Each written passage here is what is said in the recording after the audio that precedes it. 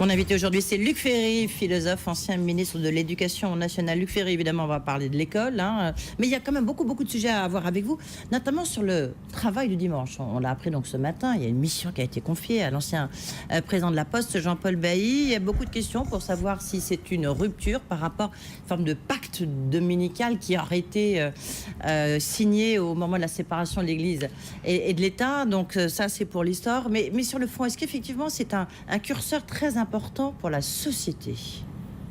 Écoutez, je crois pas. Je crois qu'il y a une solution très simple. Moi, je connais bien le débat pour y avoir participé pendant des mois au Conseil économique et social.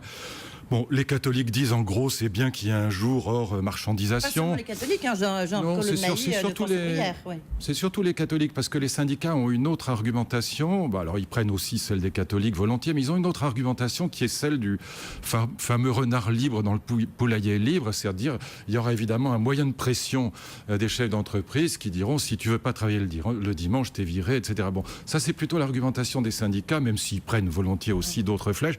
Quant aux patrons, notamment celui de Sephora, ils disent mais attendez, c'est complètement absurde, on est dans une situation où il y a 3 millions de chômeurs et vous nous empêchez de travailler, mais ça fait hurler de rire les Chinois.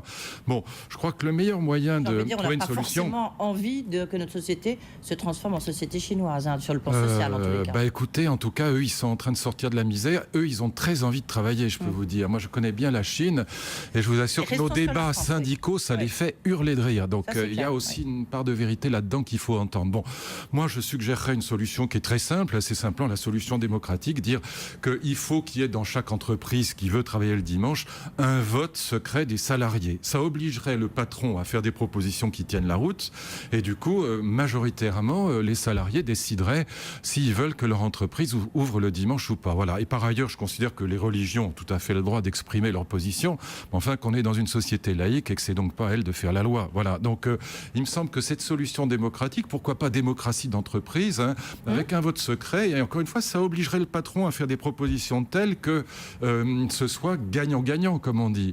Et il me semble que c'est une solution toute simple, toute bête, mais qui marcherait dans la plupart des cas. Et vous seriez favorable, vous, à une généralisation? Vous iriez jusqu'à la généralisation, Luc Ferry? Sur ce mode-là, sur un mode démocratique, évidemment. Qu'est-ce que ça peut faire que le jour de repos soit le mercredi, ou qu'il soit le dimanche, ou le vendredi, ou le jeudi? Qu'est-ce que ça peut faire? Voilà. Et donc, si ces gens ont envie de travailler, et manifestement, par exemple, les salariés de Sephora font signer les gens qui viennent chez eux ou d'hôtels ou de Laura Merlin ou de ces entreprises qui veulent travailler le dimanche. Manifestement, les salariés le souhaitent, d'autres peut-être ne le souhaiteront pas, mais qu'on laisse la parole à la liberté, à la démocratie. Qu'est-ce que ça peut faire, encore une fois, sauf peut-être pour les croyants, mais si on a un jour de repos qui est plutôt le mercredi, je dis le mercredi parce que c'est le jour où les enfants vont pas à l'école. Et donc, on peut très bien s'occuper de ses enfants le mercredi plutôt que le dimanche. Qu'est-ce que ça change que ce soit le dimanche ou le mercredi? Voilà. Et donc, ça permettrait à certaines entreprises, notamment dans des lieux touristiques, d'ouvrir toute la semaine. Ce qui, encore une fois, malgré tout, il faut choisir entre deux mots.